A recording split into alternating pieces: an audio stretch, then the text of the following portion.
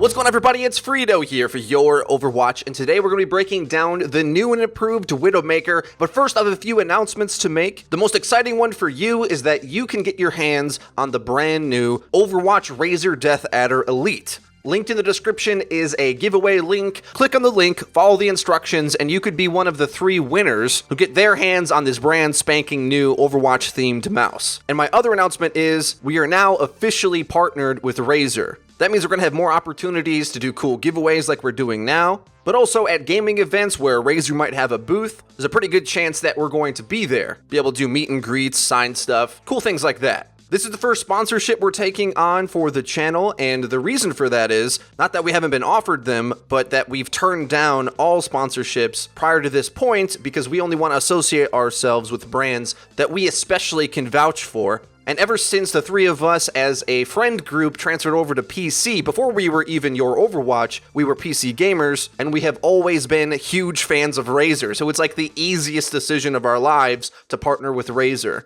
It takes no effort from our part whatsoever to vouch for products that we have already been using, and it's a match made in heaven, really. You should be skeptical of the brands that the channels you watch associate themselves with, but we were only interested in the best, and in our opinion, Razer is the best. Equipment definitely matters when it comes to improving your mechanics, which is something we're going to be emphasizing today. Obviously, Widowmaker is a very mechanical-based hero, so if you want to play it like I do, and hopefully even better than I do with any luck, there's another link in the description where you can go purchase this mouse for yourself. Now, with all that out of the way, let's move on to talking about Widowmaker. The truth is, shooting with a difficult character like Widow can be broken down to its fundamental components, and if you understand those mechanics, you can utilize them to hit shots that are actually easier to hit. And as long as you're setting yourself up to hit the easy shots, which is pretty much all I do, you can use your careful aim to be able to land kills and have a big impact on Widow. The first of which is the most simple. No Widowmaker acrobatics involved,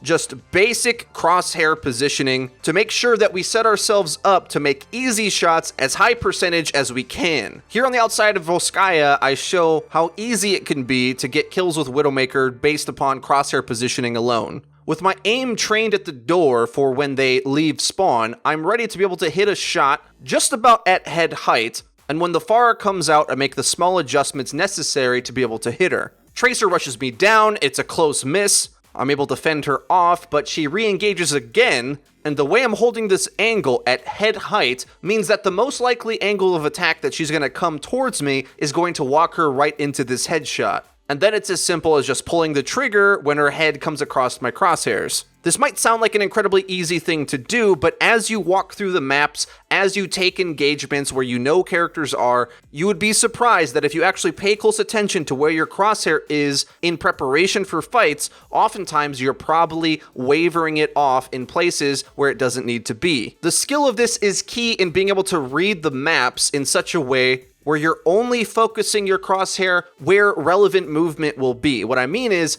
you're not looking at the floor, you're not looking at the ceiling, you're looking at only places where a character could show up. And when you play that way, you're never really shocked by when a player does show up in that near vicinity, and it reduces the amount of adjustment you're going to have to make if they indeed sprint past your aim or whatever. Now, there is a bit of a micro meta game to this, where you might want to place your crosshair with a little bit of extra room so that you do adjust and aren't overcommitted to one spot or another. But explaining that could probably take an entirely separate video. It's going to depend on which duel you're in and the context of the situation. But as long as you're following the general rule of keeping the crosshair in the vicinity of where an enemy's head is likely to pop out, you'll be pretty safe. And of course, because Widowmaker's rifle has a charge-up time before you're going to have max damage, I suggest utilizing that time to calm yourself. It's a good time to take a deep breath, to relax. It's a high-pressure shot after all, and you don't want to miss it. But seeing as whether you die in this moment or whatever isn't really up to you at that point,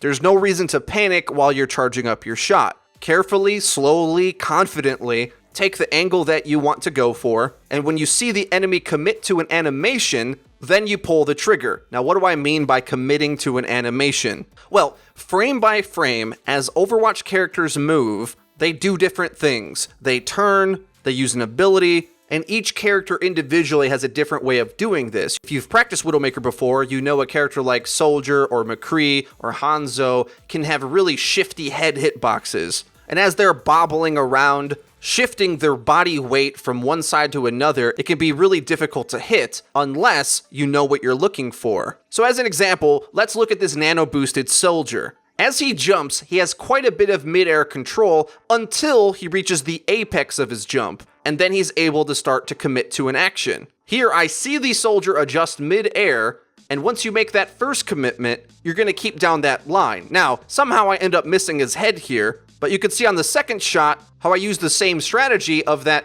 after the point of the apex of his jump, that's when I'm looking to fire. Coincidentally, this is the same timing of my rifle getting charged, and I'm able to dink him down quite low, but as he keeps hopping around, that's what I'm looking for. I'm only shooting as he jumps. Now, I miss a lot of these shots. I'm not good at the game, but the point is, if you know when you're looking to make the adjustment to capitalize on pulling the trigger, you're going to hit much more of these than you otherwise would if you're just sort of randomly spamming your shots, not knowing when you should pull the trigger. Let's look at a few more examples of how I was able to do this more successfully even than against the Soldier.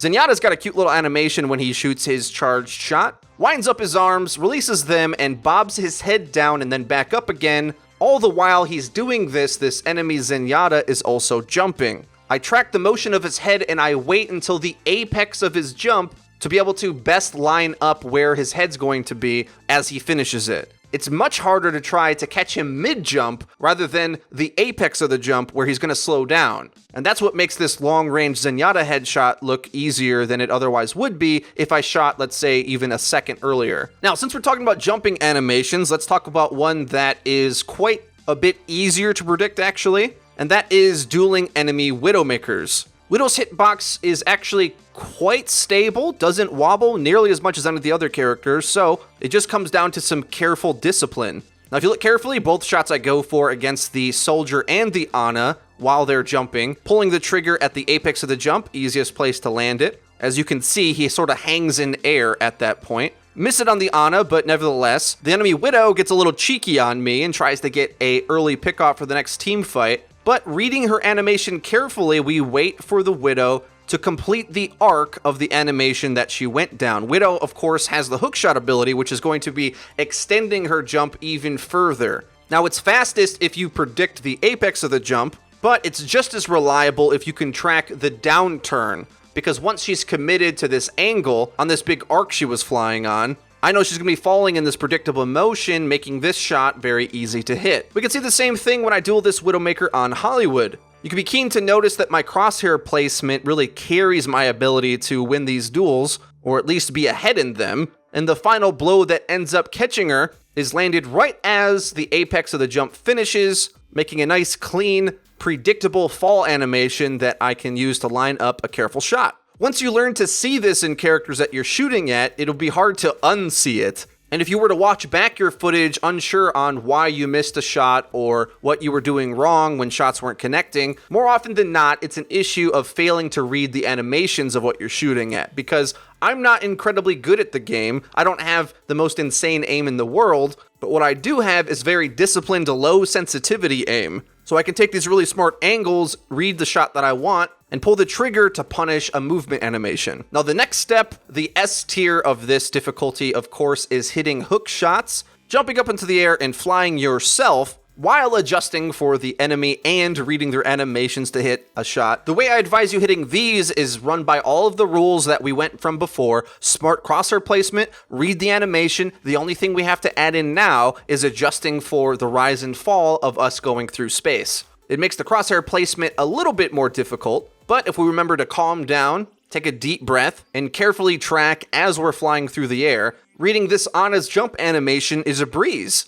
This is something you definitely can learn and hone, especially by playing deathmatch. Seeing as there's no risks to playing deathmatch, you can just go for hook shots the entire game if you want. No one's going to judge you, you're just practicing. Sometimes you'll have a mechanical failure where you don't adjust properly. Don't worry about it, it is the hardest type of shot you can hit. But other times you'll execute all the areas of the shot that's required. Crosshair placement, adjustment, read the animation, and execute. And you'll outplay a reflecting Genji like I did here. All this takes is mechanical practice, and you have to do it over and over again so that all of the actions and processes that you want to be doing are sort of like the back of your hand. You're fully comfortable with them so that when you pull it out in a game, you have a chance of hitting it because you've done it so many times before that it can be a bit more effortless than it otherwise would be if it's like a new thing you're trying in the heat of the moment. Okay, now that we covered the most important mechanical features of Widowmaker, we're going to talk about how to utilize her hook shot to have a bigger impact on the game. If you use her hook shot early before a team fight, like right before it basically, you can either get an early pickoff that's going to swing the fight entirely, or